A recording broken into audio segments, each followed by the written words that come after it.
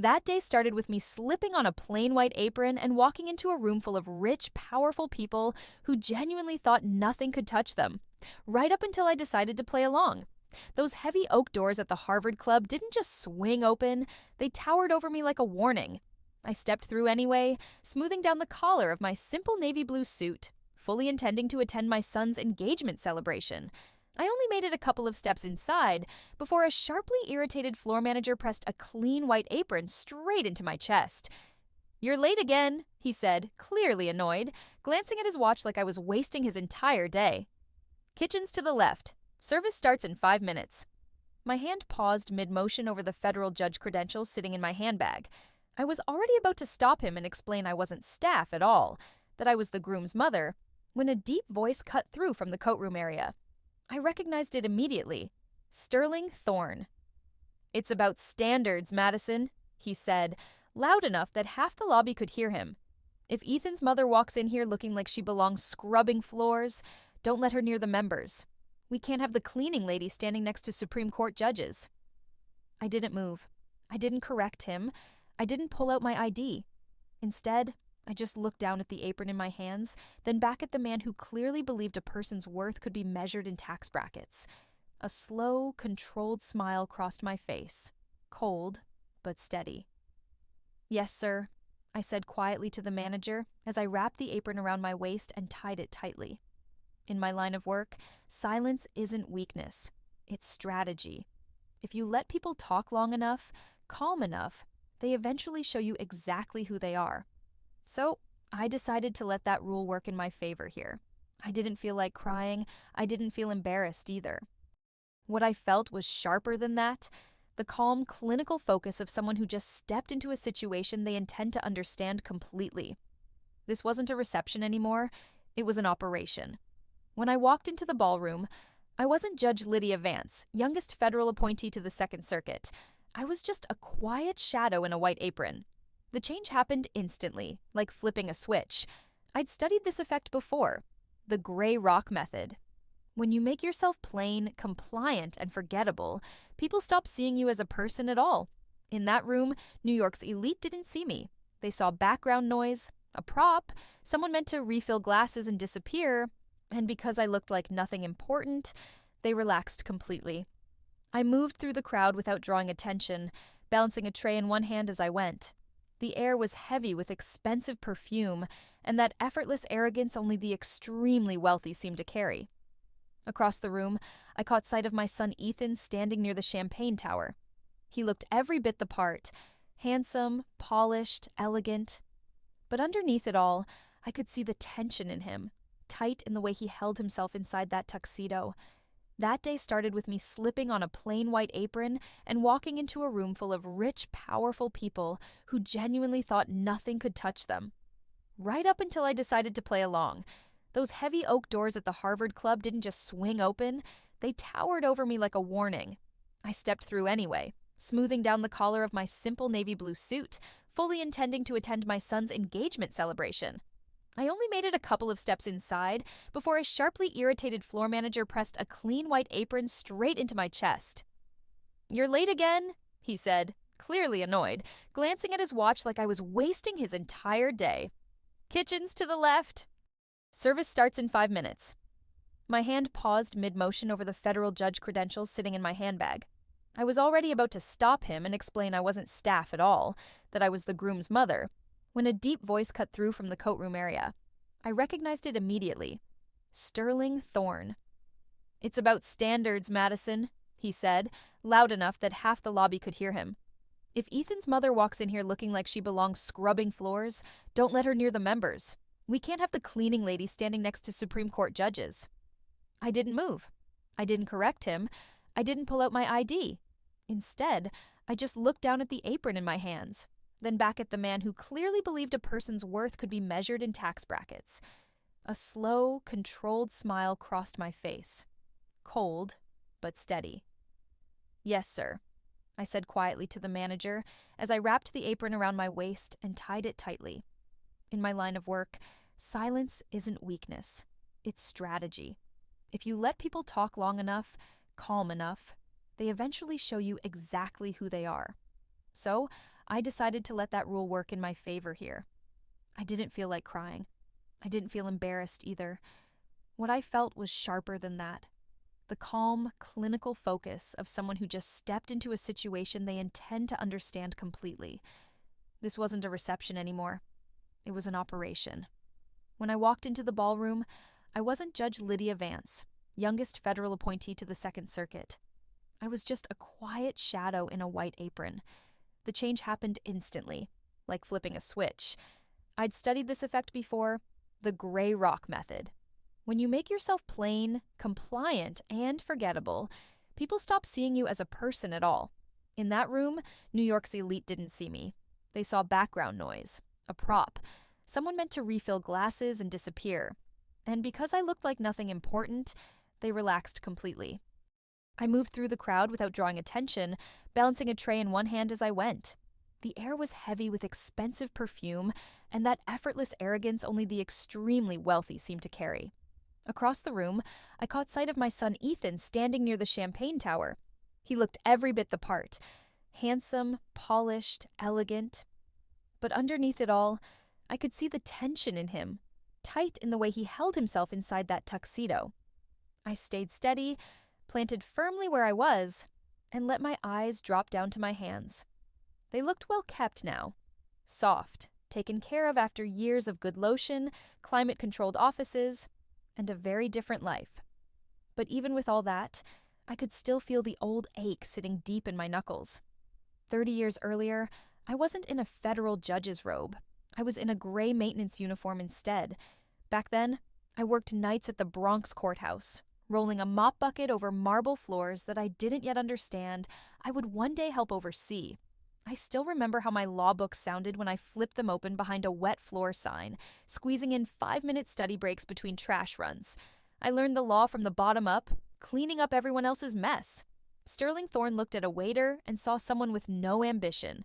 I looked at the same waiter and saw a person hungry enough to build something real.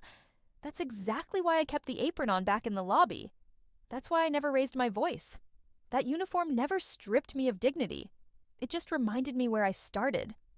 I closed my eyes for a moment and started running numbers in my head out of habit. That part of me never really shut off. Ethan didn't know the full picture behind any of the finances. He didn't know that after his father left, I cashed out my small retirement savings just to keep us in a strong school district. He didn't know that his semester in London quietly cost me 3 years of vacations I never once took. In truth, I had always been the silent investor in his entire life, putting my money on his future and collecting returns in the form of character. The Thorns, though, they arrived late to the game. Late-stage investors who acted like they built the company just because they showed up once it was already successful. They were trying to take control of something they never actually helped create. Then I thought about the checks Sterling couldn't stop bragging about. The $50,000 he put toward the wedding. In his mind, that made my son some kind of lucky beneficiary and reduced me to part of the staff. He had it completely backwards. I wasn't just a mother trying to protect her child. I was the majority shareholder protecting what I had spent my entire life building.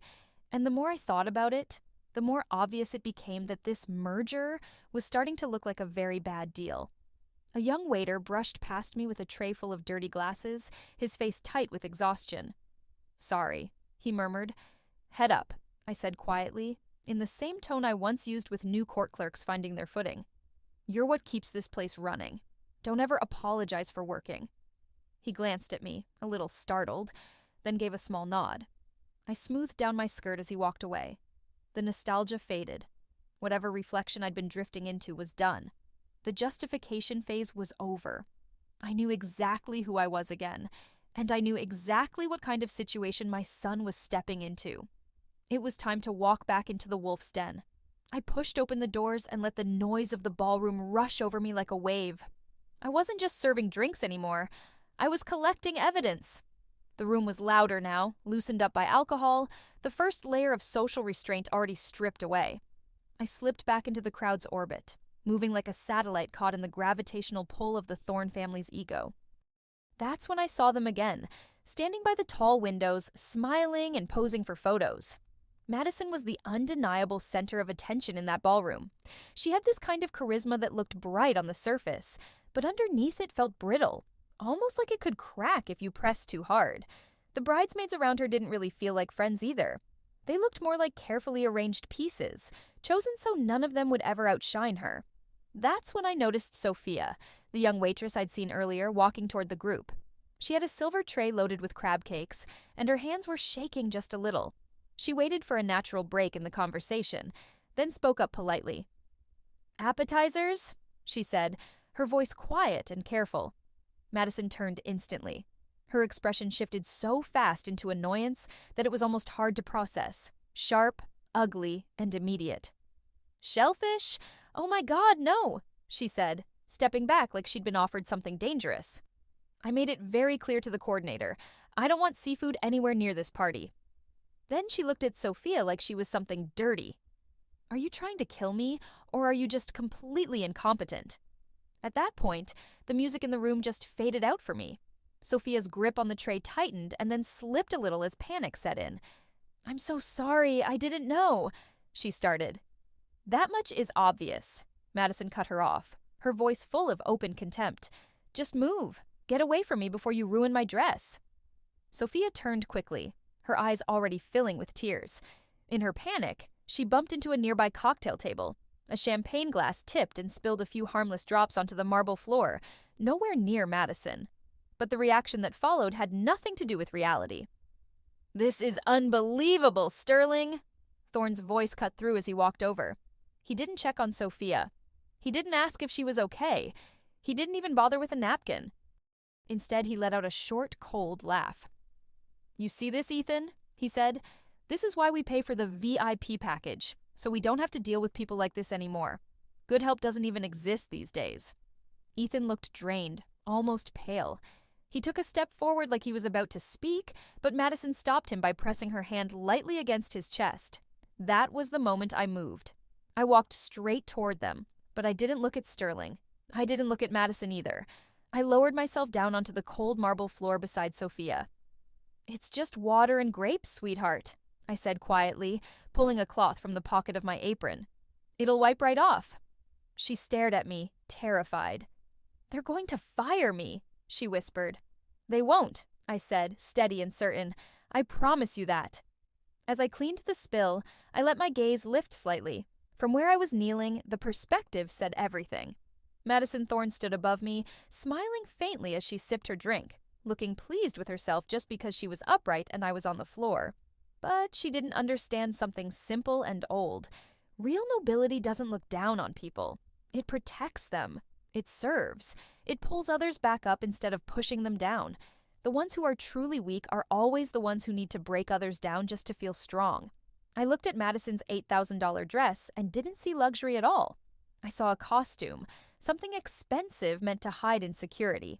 Then I glanced at Sterling's polished Italian loafers and saw what he really was underneath it all, a man running on ego with nothing solid behind it.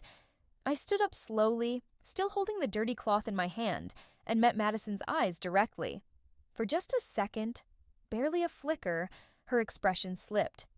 Maybe she felt it, that I didn't quite belong in the role they had assigned me, or maybe, just maybe, she caught a glimpse of the judge beneath the apron. "All clean, miss," I said flatly, my voice completely stripped of warmth. She made a small, dismissive sound and turned away from me like I wasn't even worth her attention. I walked off, but something had changed in me. I wasn't collecting observations anymore. That phase was done. The trial, in my mind, was already over. The verdict on them was simple: guilty. All that was left now was sentencing, and I fully intended for it to match the damage. I swapped the tray of crab cakes for a chilled bottle of Dom Perignon and started moving toward the far corner of the room. That was where the real power sat. The air changed as I got closer. Heavier, quieter, more controlled. A tight group of partners in black tuxedos stood with their backs partly turned to the ballroom, forming a kind of living barrier between themselves and everyone else. They weren't talking about the wedding. They were talking about how to dismantle a deal. As I came up behind them, Sterling Thorne leaned in toward the group, lowering his voice into something smug and self-satisfied. "The Meridian antitrust merger is already locked in, gentlemen," he said, gently swirling his glass. $40 billion. The largest payout this firm has seen in over a decade. I poured champagne into the glass of the man beside him, a senior partner I recognized from the firm's website. His face didn't match Sterling's confidence. It looked tight, uneasy. "I'm not convinced, Sterling," he said. "The Department of Justice is circling, and the case just landed in Judge Vance's court in the Second Circuit. They're saying she's extremely thorough." My hand stayed perfectly steady.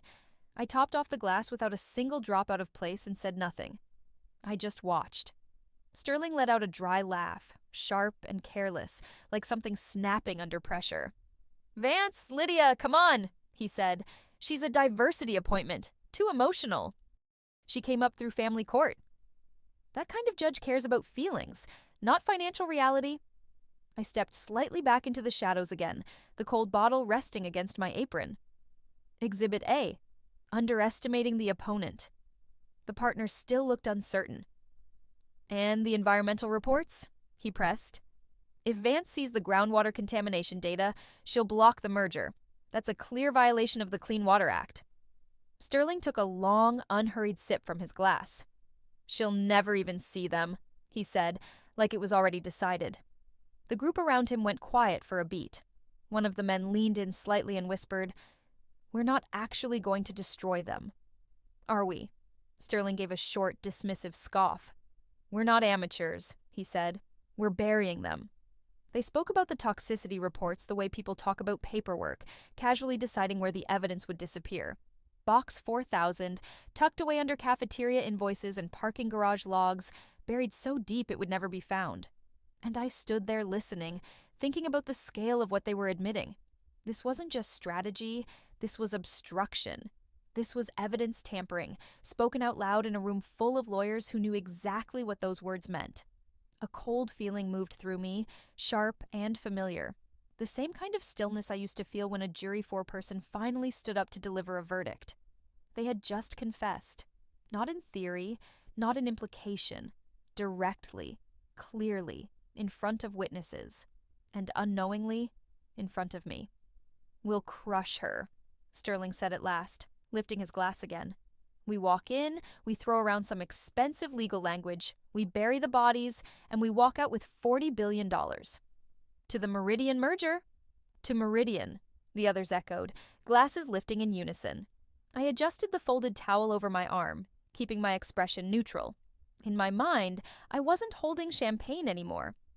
I was already drafting the structure of an arrest warrant. "More champagne, gentlemen?" I asked calmly, stepping just close enough to be heard. "Keep it coming, sweetheart," Sterling replied, without even looking at me, already turning back toward the group like I was part of the furniture. I walked away again, the bottle steady in my hand. He thought he was hiding evidence. What he didn't understand was that he was really exposing himself. The merger was just the main event, but Sterling still wasn't finished enjoying it. He was intoxicated, not by alcohol, but by power. The kind of arrogance that makes people sloppy without even realizing it. He draped an arm over the senior partner's shoulders, shifting tone as easily as flipping a page, from federal conspiracy to personal celebration.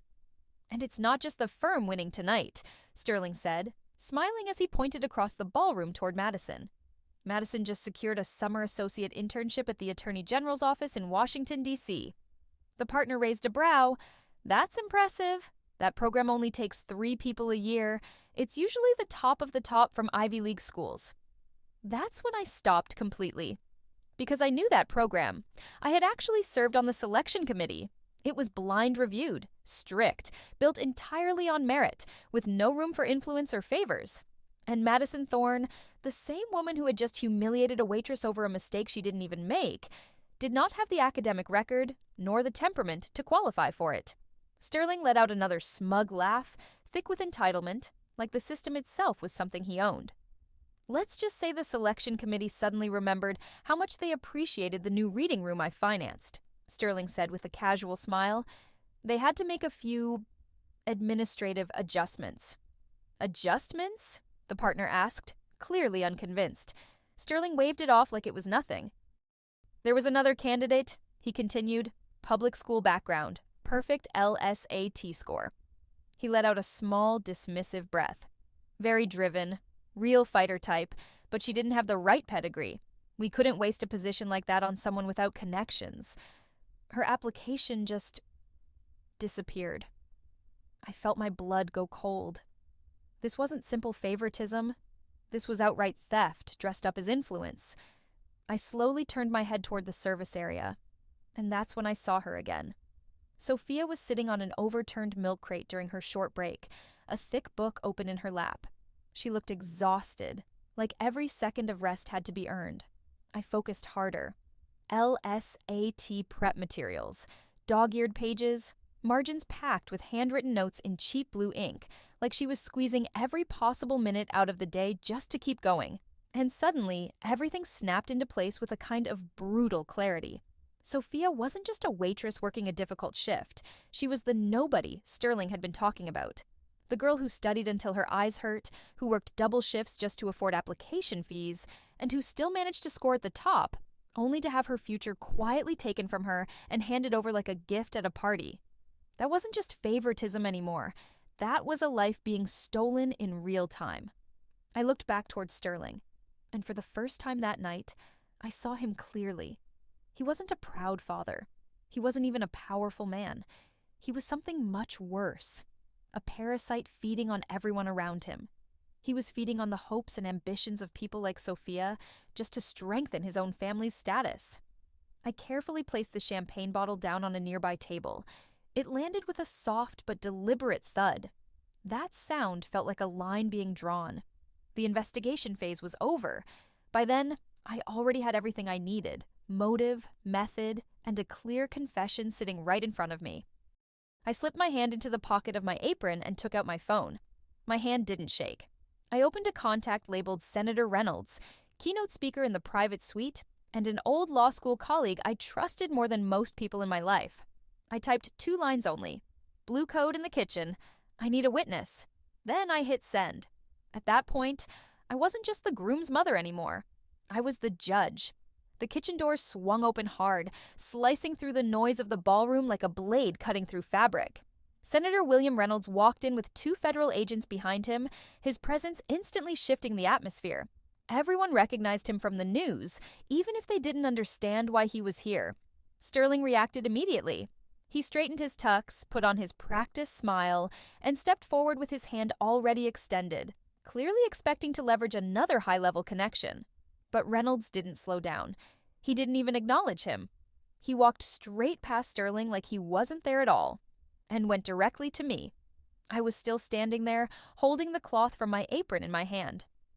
"Judge Vance," he said, his voice carrying through the now silent ballroom, "why are you wearing an apron?" Sterling's hand froze in midair. He looked at the senator, then at me, then at what he had assumed was just a waitress, then back again. In seconds, the color drained from his face, leaving him pale and hollow. Madison murmured something under her breath, her champagne glass trembling slightly as she tried to process what was happening. I untied the apron slowly, folding the white fabric with careful precision. I placed it on the serving tray beside the empty glasses like it belonged there. Then I adjusted the lapels of my navy blue suit. The version of me they had been speaking to all night was gone. I wasn't Sarah Martinez anymore. I looked at Madison Thorne and spoke calmly, my voice steady and controlled. "Mrs. Thorne," I said, "I am Judge Lydia Vance of the United States Court of Appeals for the Second Circuit, the court currently reviewing your father's $40 billion merger." Sterling made a choking sound, like he had forgotten how to breathe. "Judge Vance, we had no idea," he stammered. "A joke?" I stepped closer. "Was it also a joke when you described destroying environmental reports? Or when you explained how you hid evidence in Box 4000? All the color drained from his face completely now. "That's attorney-client privilege," he tried weakly. "Not in a ballroom," I said flatly. "You made those statements in front of a federal judge and a United States senator." Reynolds crossed his arms, watching him with open disgust. "I can explain," Sterling blurted out. "You will," I replied, "at your disbarment hearing." Then I turned my attention to Madison, and for the first time all night, she didn't look untouchable anymore. She just looked small.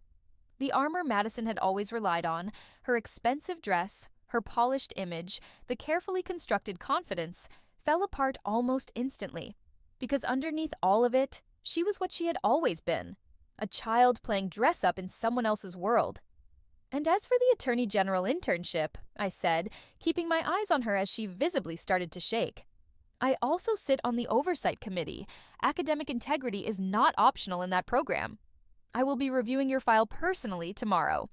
My voice stayed calm, almost clinical. I'm particularly interested in how another applicant's materials conveniently vanished to make room for you. Madison's face tightened with panic. She reached out and grabbed my arm. Mom, do something, she pleaded, but I was already looking down, quietly wishing she would let go. Ethan. I turned my head toward my son. He stepped forward out of the shadows, and he didn't look scared anymore. He looked relieved. His eyes moved briefly from Madison to me, and then he calmly stepped into place beside me like he had already made his decision long before this moment. Ready to go, Mom? He asked. One more thing, I said. Then I looked back at Sterling, who was trembling now, all of his confidence finally gone. You were right about one thing, Mr. Thorne. You really do have to be careful who you speak in front of. You never know when the person you dismiss might actually be the one holding the authority. Then I turned and walked away. No one stopped us. The silence followed us all the way to the heavy doors, and it didn't break until they closed behind us. I didn't stay for the cake. By the time the Harvard Club served dessert, I was already in the back of a taxi, barefoot, typing up an affidavit on my phone under the dim city lights. The fallout started almost immediately. Not a scandal. An implosion. Within 3 months, the Meridian merger was halted under federal investigation. Sterling Thorne didn't just lose the case, he lost his entire firm along with it. When the Bar Association received the transcript of his kitchen confession, backed by a United States senator, his law license was gone almost instantly, faster than the champagne he used to brag about. But real justice was never just about destruction. It was about redistribution. It was about correction. It was about giving weight back to where it belonged. And sometimes it looked like this. Morning sunlight spilling across the mahogany desk in my chambers. Ethan sat across from me, looking lighter than he had in years, like something heavy had finally been lifted off him. That night at the club, he ended things with Madison quietly. No scene, he said, stirring his coffee. Just gave the ring back and walked away. He paused for a moment. He called me yesterday, Ethan added, said he's working at a boutique in Soho now, some kind of community service placement. He gave a small, almost amused breath. Said his feet hurt. I let a faint smile form as I signed another document. Good, I said. Payne is a strict supervisor. Maybe he'll finally learn that respect isn't something you inherit. It's something you earn. And the internship? Ethan asked. I opened my desk drawer and took out a new file. It was an easy decision. My thoughts went back to the week before, when I found Sophia, the same waitress from the gala, alone in a library buried under LSAT prep books. When I gave her the acceptance letter to the Attorney General's internship program, the same one Madison tried to take, she didn't celebrate. She just cried, quietly, like someone who had spent so long being invisible that she couldn't believe she was finally seen. She starts Monday, I told Ethan. Not a favor, justice. I walked to the window and looked out at the city skyline, glass towers rising like symbols of power. But down on the streets, the real city kept moving. Janitors, waiters, drivers, the people who keep everything running. I thought about the apron in my closet next to my judge's robe. Different uniforms, same purpose, service. Sterling Thorne believed power was control. He never understood its actually protection. I turned back to Ethan. My gavel sat on the desk beside me. Justice is blind, I said quietly, but it hears everything.